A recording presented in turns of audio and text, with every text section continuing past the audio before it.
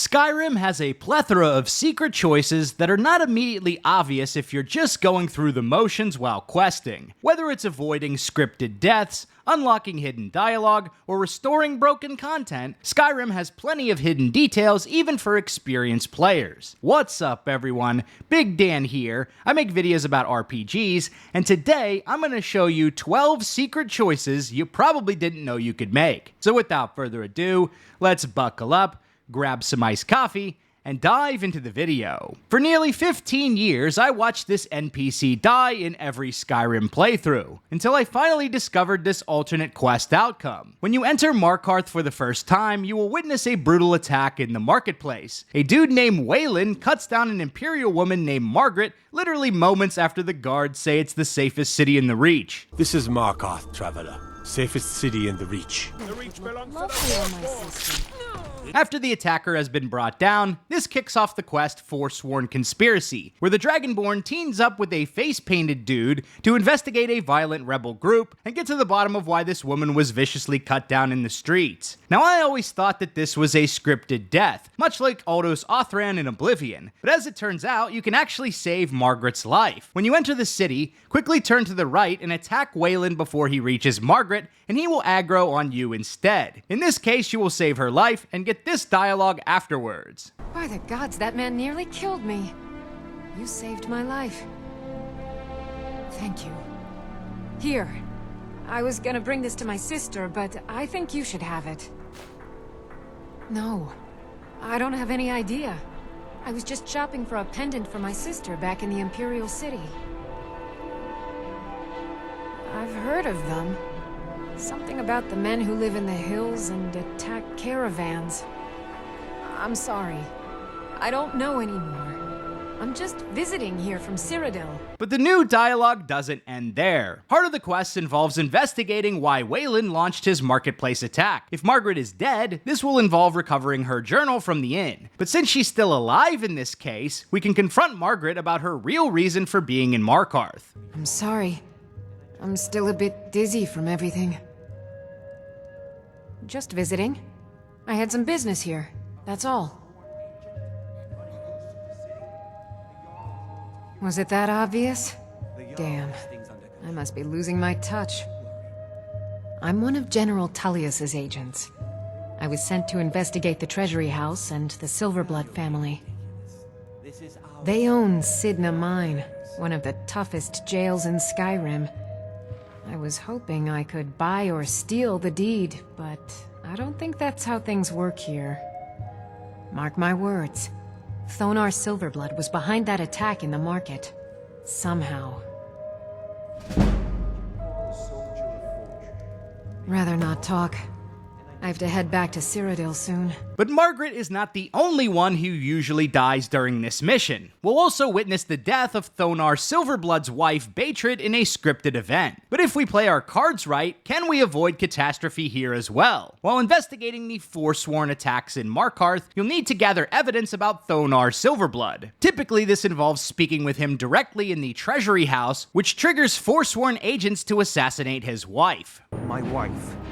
They killed her. This death is seemingly unavoidable because even if you take out the Forsworn agents in advance, Betrid still gives up the ghost inexplicably. I guess the Forsworn snuck some fent into her mead. Homegirl just dropped for no reason. So it would seem this death is unavoidably scripted. Or is it? If we sneak into Thonar's room and pickpocket his journal instead of speaking to him directly, we'll gather the clues we need without triggering Betrid's death. Once the quest is complete, we can return to hear her words of gratitude. I'm married to Thonar Silverblood. Keep that in mind while you're speaking to me. My dear vagrant, we're the only family worth knowing in Markarth. We own everything in this city, even the jail. Geez, if that's how they treat the help around here, no wonder the Forsworn tried to obliterate the Silverbloods. And speaking of obliteration, Brand-Shei is a street merchant in Riften whose business will completely destroy during the Thieves Guild questline. When we arrive in Riften, Brynjolf will approach us with a lucrative proposal. He'll create a distraction in the marketplace, and while the crowd is enraptured with his snake oil sales pitch, we crack open Medesi's strongbox, steal the ring, and plant planted on Brand-Shei. The unsuspecting Dark Elf will then get arrested by the guards and locked up in Riften's dungeon for the rest of the game. But did you know there's a way to join the Thieves Guild without putting Brand-Shei in prison? To do this, we'll proceed with Brynjolf's scheme as normal, but instead of planting the ring on Brand-Shei, we'll drop it on the ground instead. And this dude immediately pounced on the opportunity. If you're not going to use that armor you dropped, do you mind if I take it? I'm going to get it right now and wear it. Many thanks. Bro, I thought you were rich. You're just a cosplaying brokey. At this point, all the NPCs will just be stuck in the market, but when we approach Brynjolf, we'll get some new dialogue about losing the ring. Lost it. Well, at least you showed signs of initiative by telling me. I guess I shouldn't be surprised with the way things are going around here. I guess I expected too much from you. I didn't think you'd get pinched.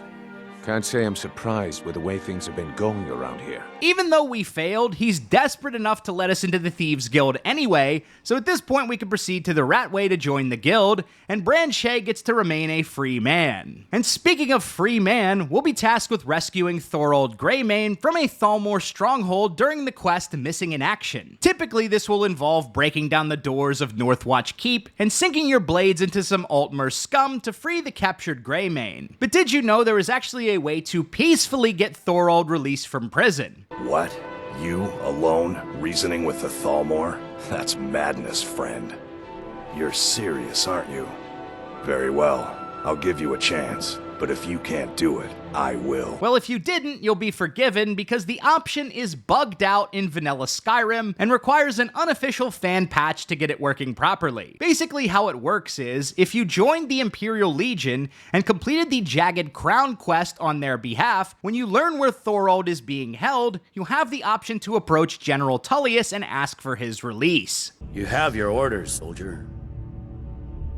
The Thalmor. Do you have any idea what you're asking?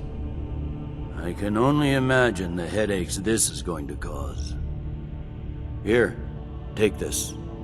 Assuming they even honor it, you should be able to get your prisoner out. You can still attempt this route in vanilla Skyrim, but because of a bug, General Tullius will always deny your request, even if you've met all the requirements. But with the unofficial Skyrim patch, you can restore this bugged option and proceed to Northwatch Keep. Speaking with the Thalmor guard, you can present General Tullius's orders to release Thorald. Are you joking? Even if we had a prisoner by that name, the only way he'd be released is by order of the Imperial Legion. Now I suggest you turn around and go back the way you came. What? Well, this seems to be in order. Very well. Follow me. At this point, he'll escort you to Thorald and allow you to release him. Or in my case, the guard completely disappeared and I had to find Thorald on my own. You there. What are you doing? I never thought I'd see another friendly face again. We need to get to safety as soon as possible. Let's move. While I like this option and do wish it worked properly in the game, I can never resist the urge to unleash on some Thalmor thugs. And speaking of the Thalmor, did you know that you can equip a disguise to fool them during the main story? During the quest Diplomatic Immunity, the Dragonborn will sneak into the Thalmor embassy with the help of Delphine and the Wood Elf Malburn. But once you're discovered in the restricted area, the Thalmor will attack you on sight. However, if you happen to smuggle in a set of hooded Thalmor robes, you can actually walk around the embassy without turning the elves hostile. There are some limitations though. If you're playing as non-humanoid races like Khajiit or Argonians, the Thalmor will see through your disguise and attack. They will also be skeptical of Imperials, Nords, Bretons, etc., and will turn hostile if you get too close. Come here. Let me see your face. Must be new around here. Haven't seen her around before. I'm warning you. Back off. Must be new around here. This disguise works best if the Dragonborn is an Altmer, considering most Thalmor are High Elves. And in this case, you can even pass a speech check to enter Elenwyn's office. Why aren't you at your post, Justicia? Why didn't you say so? Take over my post. Make sure nobody enters the solar. Disguises are a rare mechanic in the Elder Scrolls games, so I always like to see when this type of thing gets implemented by Bethesda. Hopefully we'll see more options like this in the Elder Scrolls 6. But there is one more detail I'd like to show you about the quest Diplomatic Immunity. Remember the part where we have to create a distraction to sneak into the embassy with Malburn? Well, one surprising option for creating this distraction is Vittoria Vici. You know, one of our assassination targets during the Dark Brotherhood questline. Assuming you haven't already taken her out, she will potentially show up as one of the party guests at the Thalmor embassy. And if you approach her, you can ask her to create a distraction on your behalf. Oh? Something interesting, I hope. I don't know. I don't want to do anything that might offend Elenwen. There is a lot of money at stake, after all. Well, anything to relieve the boredom. As long as it doesn't get back to me.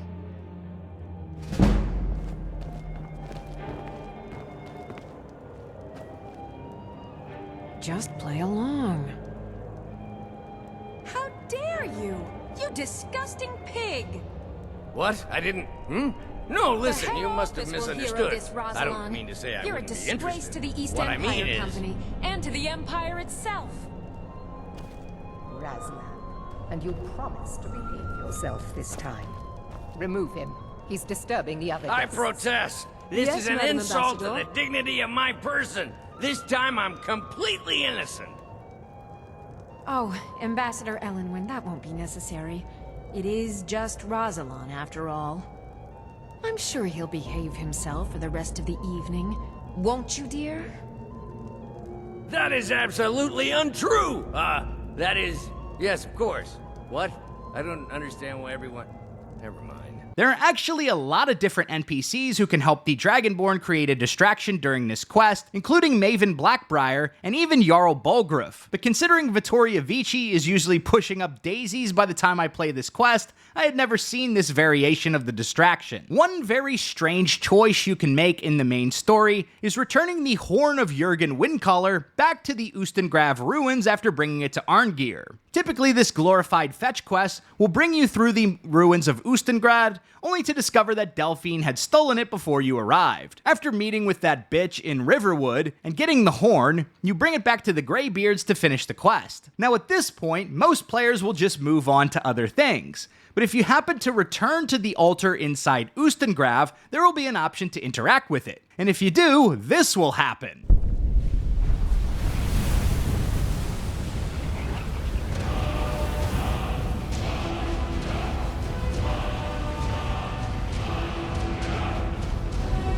Wait, what the fuck? We just absorbed a dragon soul from the altar? Sadly, the dragon soul that you absorb here cannot actually be redeemed to unlock a new shout, even though it shows up in your inventory of dragon souls. I also find it funny that the horn just appears on the altar, whether or not you still have it in your inventory. So, is this a bug or intentional lore designed by Bethesda? It's really anyone's guess. Near the end of the main quest, we'll be tasked with trapping a dragon in Whiterun and enlisting its help to track down Alduin. Our target is a dragon named Odahviing, and when we call his ass out with a shout, he'll swoop down and kill a random Whiterun guard in a scripted event. However, there is a secret way to save this unfortunate nameless guard from the dragon's attack. If we have the Wabbajack staff, which we get as a reward during Shea Gorath's Daedra quest, we can use it to transform the guard into a random creature that Odahviing will fail to snatch up. There is a bit of RNG to this since the staff will transform its target into a random creature, and some of them can still get ganked during this event or directly by you. However, if you pull it off properly, you can actually save the guard's life, which is awesome. Something to tell the grandkids, eh?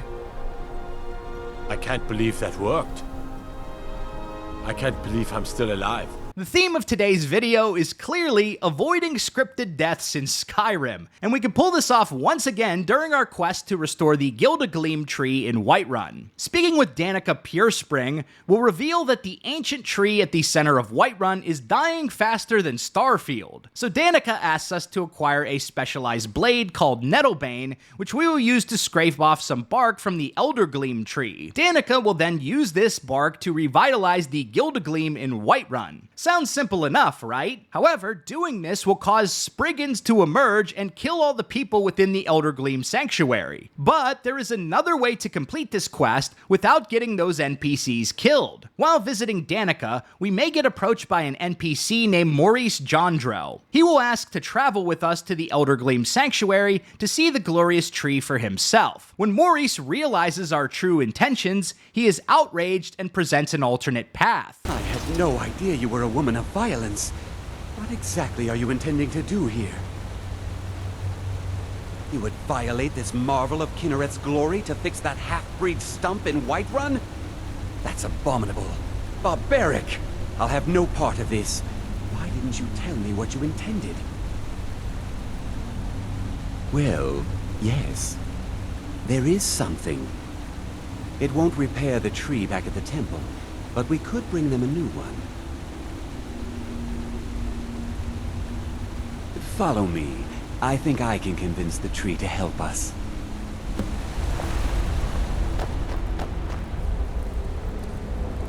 The Eldergleam has blessed us with a sapling. You should take it to Whiterun. Danica will want to see that the true blessings of nature lie in renewal, not a slavish maintenance. I believe I'll stay here and bask in Eldergleam's warmth a bit longer. Good luck on your travels. May Kinnereth's wind carry only the sweetest scents. At this point, we can retrieve the sapling and bring it back to Danica. Do you have the Eldergleam sap?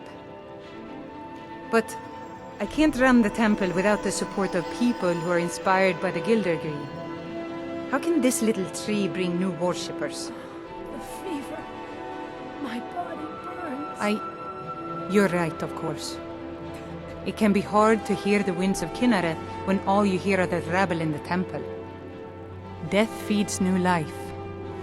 I'm sure that in time, this little sapling will grow into a new Gildergreen that will tower over Whiterun. Thank you. We can ultimately decide to reject Maurice's offer as well, and if we scrape some bark from the Eldergleam, he'll attack us, adding himself to the list of casualties in the Sanctuary. I've probably played this quest a dozen times over the years, and this week is the first time I noticed Maurice or got this outcome. Saadia versus Kematu. Kematu versus Saadia. This quest has been hotly debated by the Skyrim community for over a decade, with everyone chipping in their 2 cents on which character you should side with. Typically, this quest involves either killing Kematu and his thugs, or turning Saadia over to the Red Guards. But what if we took a devious third option instead? If we decide to escort Saadia to Kematu, but then kill her before the Red Guards can fully capture her, you'll complete the quest in an abject failure and get this dialogue. All that effort and you just kill her? You've ruined everything. Yeah, definitely the worst ending to this quest. But the Paralyze spell isn't always used to capture or kill enemies. We can actually use it to save lives instead. During our adventure into Bleak Falls Barrow, we'll witness a random bandit plunderer get cut down by arrows while failing to solve one of Skyrim's puzzles. But if you're feeling creative, there is a way you can save this guy. Before he approaches the switch, simply hit him with a Paralyze spell, then quickly solve the puzzle before he recovers. In this case, whenever he hits the switch, the door will open up and his life will be saved. Just be careful because he will still aggro on you, but after hitting him with a Calm spell, bro just started unloading all his dreams and baggage onto me. Retire someday. Get myself an island, go to the college, Dawes said. Use your smarts, he said. Yeah, like I'm supposed to figure out which college he meant. Bro's entire life just flashed before his eyes when he hit that switch. I think he knew deep down that in another timeline, this was the end for him. But this random bandit is not the only one we can start yapping with by using a Calm spell. During Boethiah's Daedric quest, we can actually score an entire unique conversation by calming the champion of Boethiah. You will need to have some special illusion perks to pull this off, specifically Kindred Mage, Hypnotic Gaze, and Illusion Dual Casting. Otherwise, your calm spells will fail. But if you manage to pull this off, the champion of Boethiah will tell us how he really feels. That was a long time ago. I told you, I'm done with all that. There's enough blood on these hands. I'm interested in creating things now.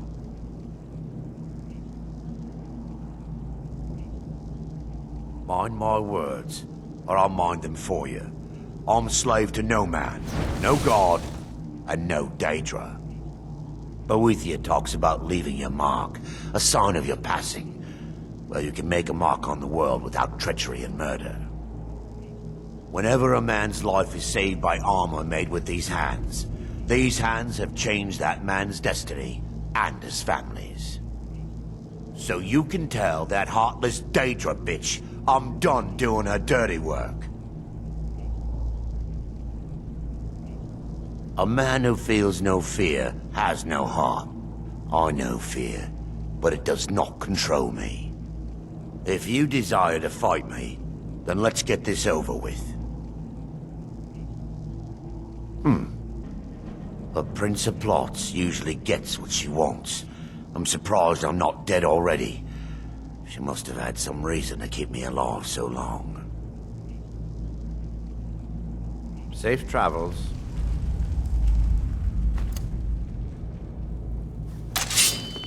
Nice talking to you, bro. Anyhow, I got a job to complete and some unique armor to snag. So sayonara. So there you have it. 12 secret choices you probably didn't know you could make in the Elder Scrolls V Skyrim. If you liked this video, be sure to subscribe to Big Dan Gaming for more Skyrim and RPG videos. Big shout out to all the channel members for supporting my content. Until next time, this has been Big Dan. I should go.